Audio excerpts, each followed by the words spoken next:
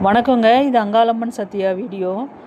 நிறைய பேர் வந்து சாமி கும்பிட்றதுல நிறைய ரூல்ஸ் அண்ட் ரெகுலேஷன் போடுவாங்கங்க. அப்படியே ஒரு புக்கே எழுதிருவாங்க. அந்த மாதிரி போடுவாங்க. எப்படின்னா, வலதுபுறம் 3 முறை சாமி ஆர்த்தி காட்டு, இடதுபுறம் 3 முறை காட்டு, இப்படி ஸ்ட்ரெயிட்டாக ஒரு 3 முறை பண்ணு, விழுந்து இந்த மாதிரி தான் கும்பிடணும், அப்புறம் அந்த முந்தானியை எடுத்து சாமி முன்னாடி போட்டுட்டு தான் நம்ம எந்திரிக்கணும், அப்படி இப்படின்வாங்க. இந்தந்த பொருட்கள் இந்தந்த திசையில் இருக்கணும், அப்படியெல்லாம் சொல்லி வணங்குவாங்க.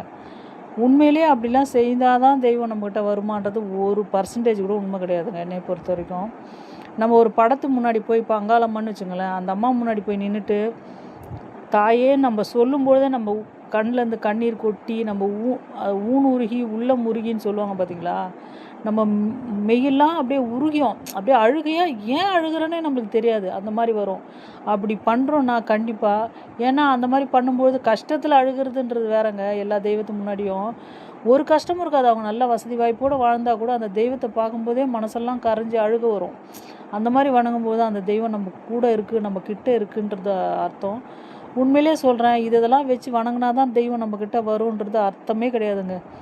உங்களுக்கு சாமியே கும்பிட தெரிலனா கூட அந்த படத்து முன்னாடி நின்று கையெடுத்து கும்பிட்டு ஒரு சொட்டு கண்ணீர் விட்டிங்கனாலே அந்த தெய்வம் வந்து உங்களுக்கு நீங்கள் கேட்ட வரத்தை கொடுக்கும், சொல்ல விஷயத்தை செஞ்சு கொடுக்கும்.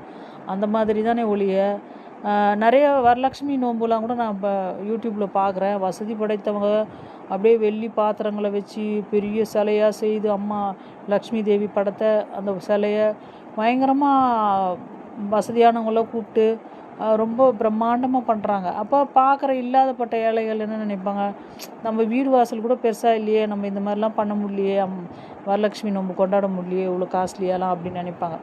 அப்படிலாம் ஒன்றுமே இல்லைங்க. நீங்கள் வந்து லக்ஷ்மி படம் இல்லைன்னா கூட நான் சொல்கிறேன் கேளுங்க, கேலண்டர் இருக்குது பார்த்தீங்களா, கேலண்டர் லக்ஷ்மி முன்னாடி அந்த அம்மா முன்னாடி ஒரு பிடி சக்கரை, ரேஷன் சக்கரை இருக்குது பார்த்தீங்களா, அது ஒரு டம்ளர் தண்ணி வச்சு வணங்கி பாருங்கள், அந்த அம்மா உங்கள் வாசப்படி வந்து நிற்பா கண்டிப்பாக.